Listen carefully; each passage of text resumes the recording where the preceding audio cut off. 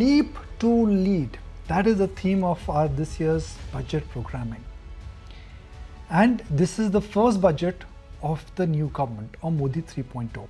The first budget of any new government is always important. The first budget of any new government always is focused around fixing the short term, maintaining the medium term, and then setting the vision and setting the really a deck for the long term. So from this year's budget, which would be tabled on the floor of Parliament on 23rd of July, what are the expectations? More importantly, what is the wish list? What should be prioritized? What should be focused on? And where continuity should be maintained? Let's discuss all that. Let's debate that. And it gives me great pleasure now to bring on board Mr. Sanjeev Puri, President CII and Chairman of ITC, Mr. Chandrajit Banerjee, Director General CII, and Mr. Baba Kalyani, Member of National Council of CII and Chairman and Managing Director, Bharat Forge. What a delight to have you all on ET now. Thank you very much. Mr. Puri, I guess the introduction was itself the question, which is that this is the first budget of the new government, where historically we've seen that the first budget of any government is about fixing the short term, maintaining continuity in the medium term, and setting the tone and the vision for the long term. What do you expect to hear on 23rd of July? Thank you, Nikunj, for having us on this show. So I think as we wait for the budget, which is around the corner, I think it's also important to take note that the economy is in good shape. We've had a good growth, and fundamentals are quite robust. It is indeed I think a validation of the approach that has been taken in prior budgets, the investment-led inclusive growth model. So going forward, I think the priorities do remain on inclusive growth, which is investment-led, empowerment-led. A lot more perhaps needs to be done as far as fighting the climate emergency is concerned. And very clearly, CII believes that it should be within the fiscal consolidation glide path. And in terms of specifics, I would say, we're really looking at the continued investment in public capex. 25% increase is what we are recommending, because we are seeing the benefits of that in the economy. We are seeing that private investment is also kicking in, and it is now at 23.8% of GDP, higher than what it was pre-COVID. Jobs are getting created. So I think it's important that it continues, because besides creating jobs, it strengthens the competitiveness of the economy. While jobs are getting created, I think what is of course required is accelerate job creation. So providing impetus in the form of an employee-linked scheme for labor-intensive sectors like garments, like toys, or wood-based industry, or tourism. I think these would be very, very useful.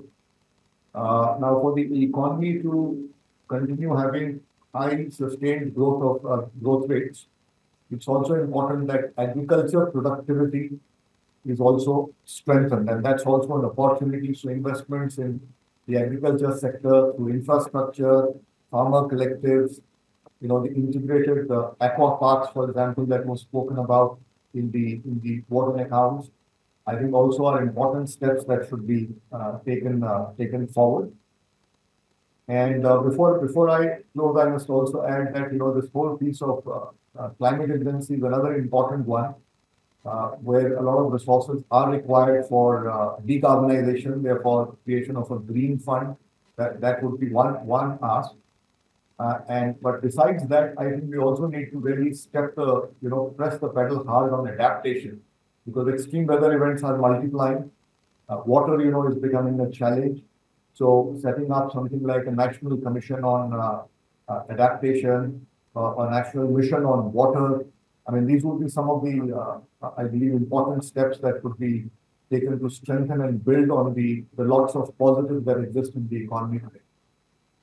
Thank you, Mr. Puri, for that. I'm just coming right back to you, but let me also encourage, Mr. Kalyani to join in. And Mr. Kalyani, if I just look at the basic framework of the economy, while capital expenditure and public expenditure has been the success story, The other side of the equation, which is the consumption and especially semi-urban consumption, is in a downward spiral. So what should government prioritize?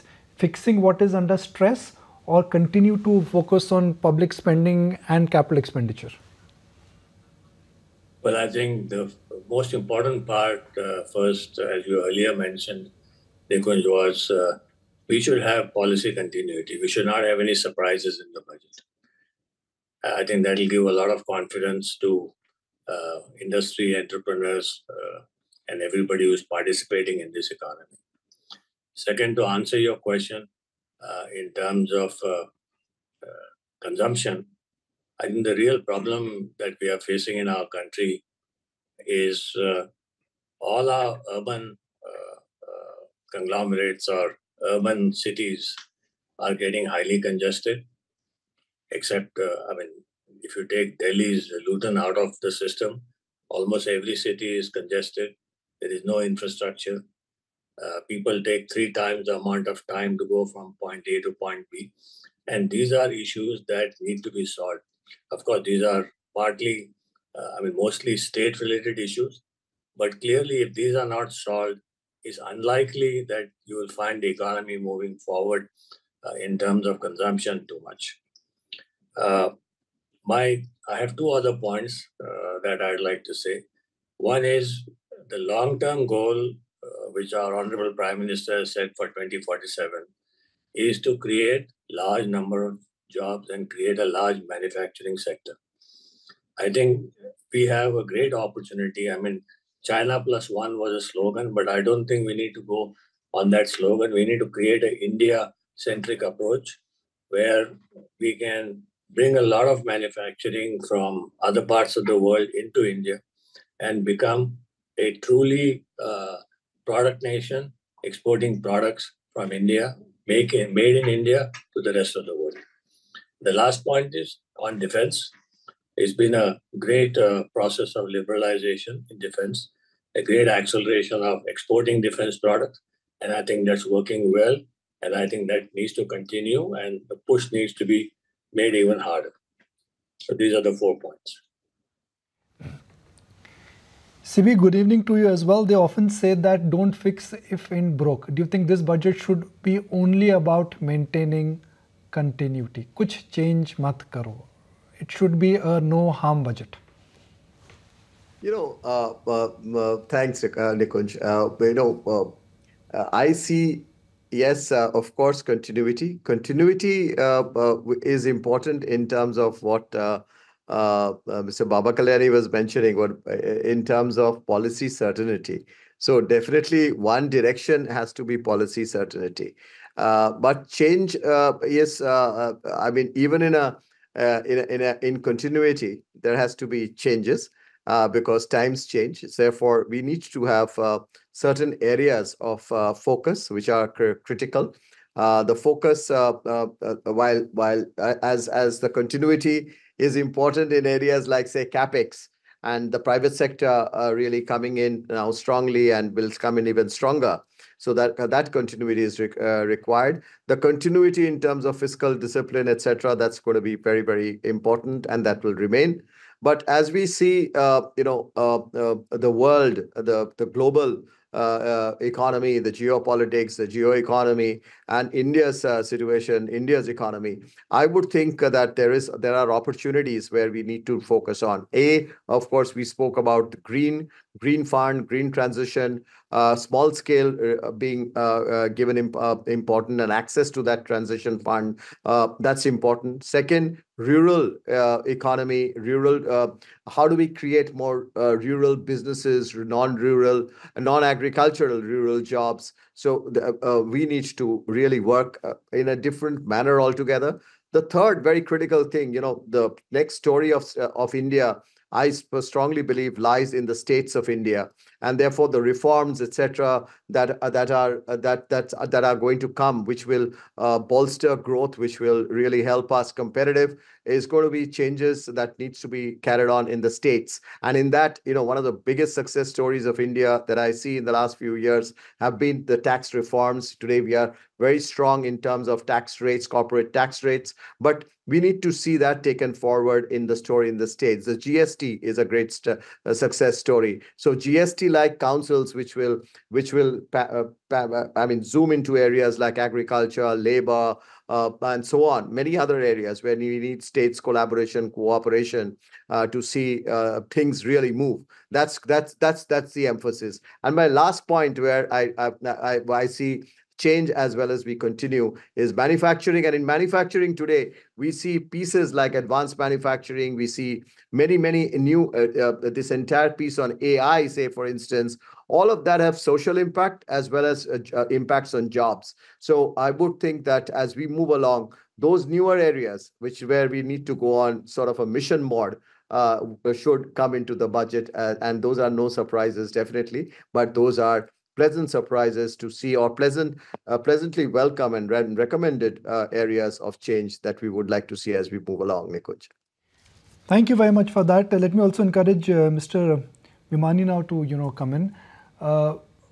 Bhimani, if one looks at the good part is economy is accelerating, fastest growing large economy in the world, public expenditure is strong, earning momentum is strong. But government has argued back that we've given everything what we can, but yet the private sector capex is not picking up. Why is that, and what can be done to really ignite that? No, thanks a lot, Nikunj. I think you're absolutely right. Economy is in good shape. Things are progressing well. I would say that the private sector capex is now starting to pick up in the last 6, 12 months, 18 months. I think things have picked up, and I do think that post the election results, the acceleration will be faster. It'll be faster especially in the areas of energy transition. I think that's where there are a large amount of capex that is going in. Also in core sectors where, if you have GDP growth of close to 8%, then a lot of the, whether it's steel, cement and others tend to grow at 10 to 12%. And in the PLI schemes where government has allocated capital, whether you're seeing in mobile phones, technology, equipment, defense, semiconductors, I think it takes time for the momentum to pick up. But I think overall, I would say things are picking up well. And the evidence of that should start coming and has started coming in. The only thing I would say is that whilst the GDP growth is 7 to 8%, the consumption growth is still closer to 4%. So one of the things that, even for investments in manufacturing to pick up, I think consumption growth has to pick up. Inflation, especially in rural parts of India, jobs and inflation is having an impact on consumption. And I think we have to find a way to address that. Really, whether it's through GST mechanism, whether it's through other ways of transferring income, whether it's trying to really accelerate manufacturing so that greater jobs can be created. I think that one will have to see. And hopefully that's addressed in the budget. Mr. Puri, the need of India in 2020 were different, and the needs of India in 2024 are different, and the needs of India in 2030 would be different.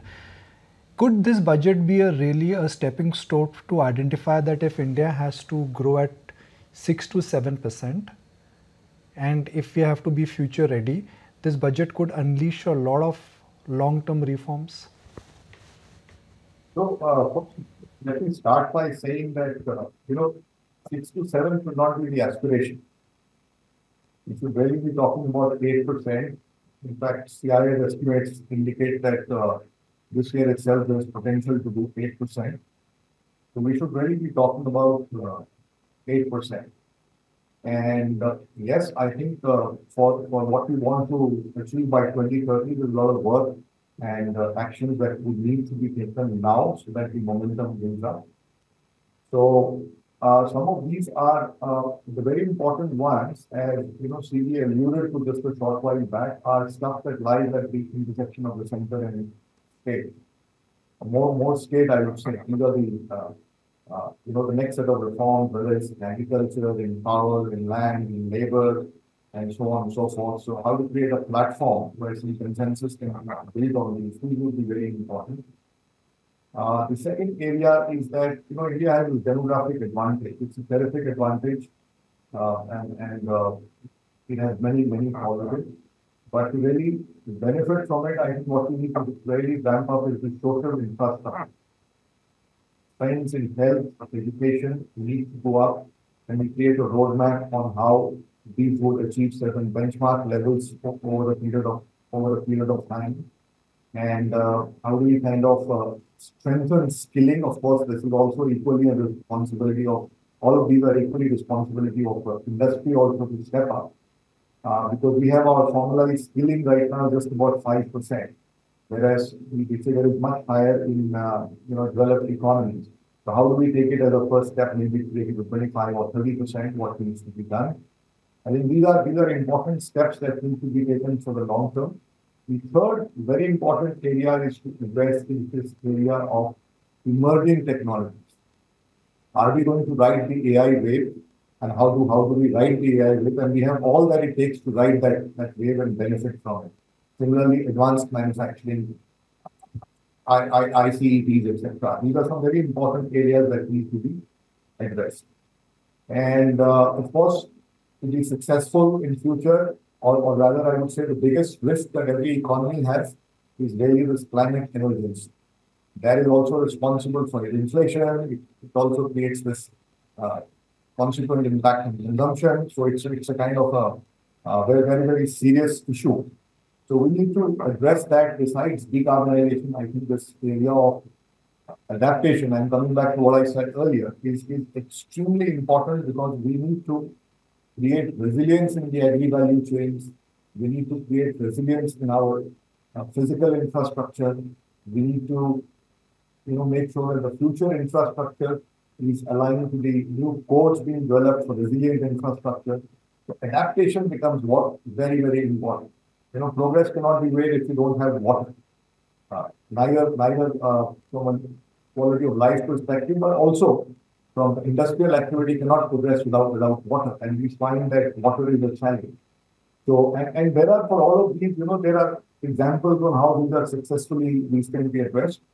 So it's also, we need to address this whole issue about, this whole water security for the society and industrial activity. How do we deal with the demand side of it and supply side of it, and make the nation water secure? So I would say these are some very important areas that can be that need to be addressed for long-term sustained growth of the economy. All right.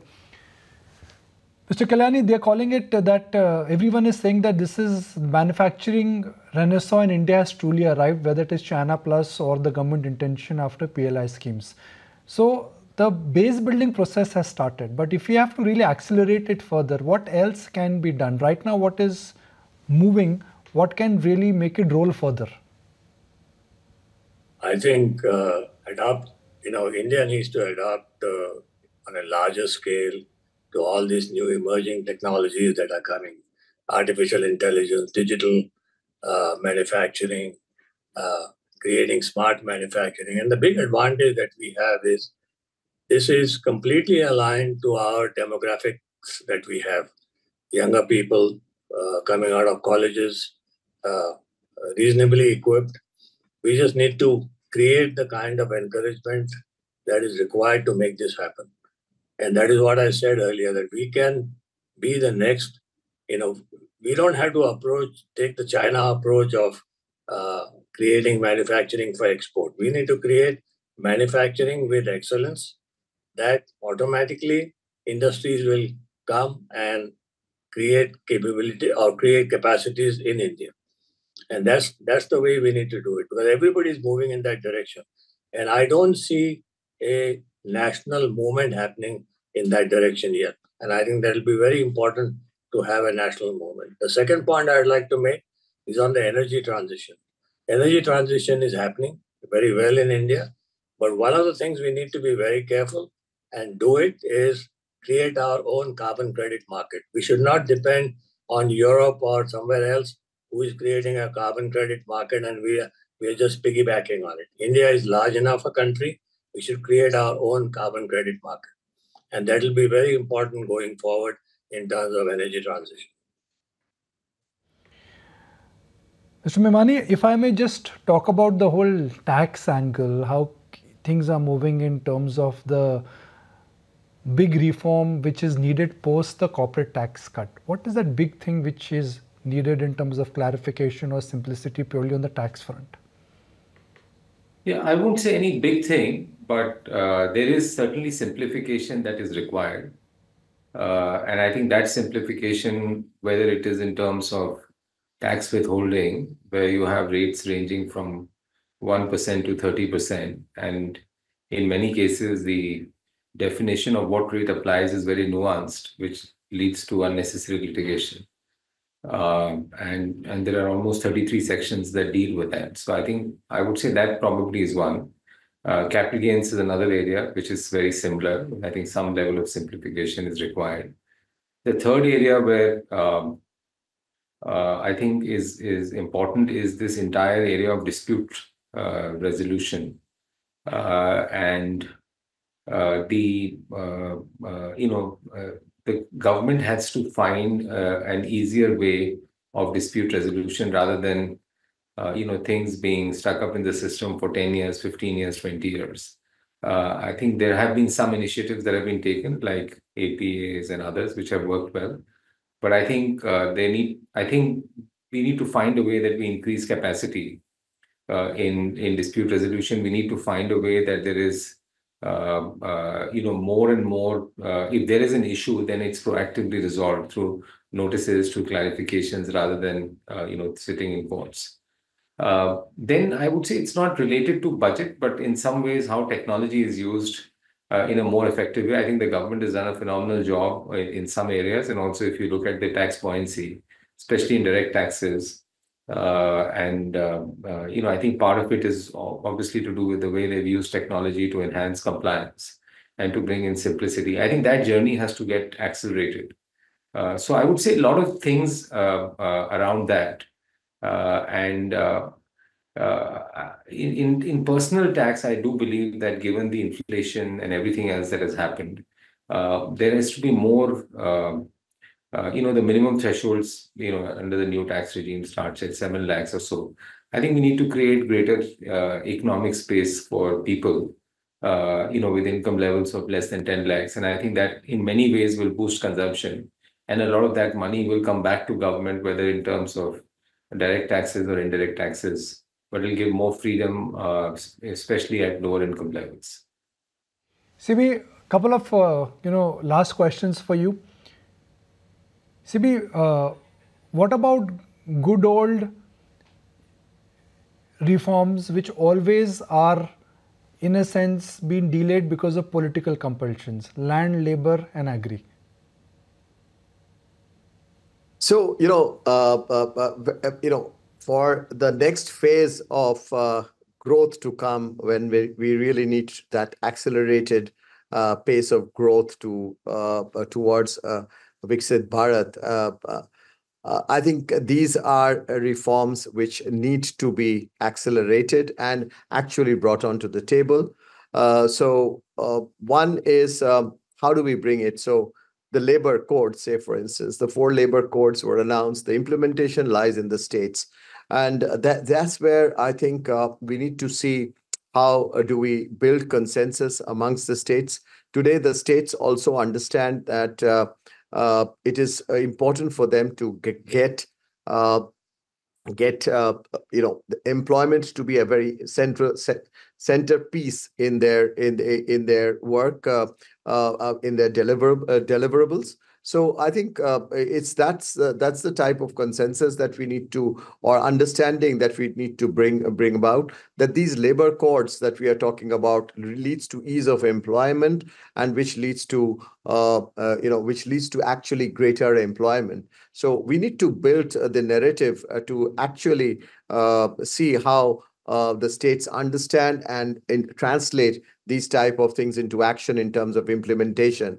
Labor codes is one, say, for instance, even in the agricultural reforms, which was so meaningful yet not go through. I think it's important for us to build that consensus, that narrative, that understanding as to how it helps farm income, and as to how it also really helps in terms of moving towards economic betterment of every class, or that's very critical.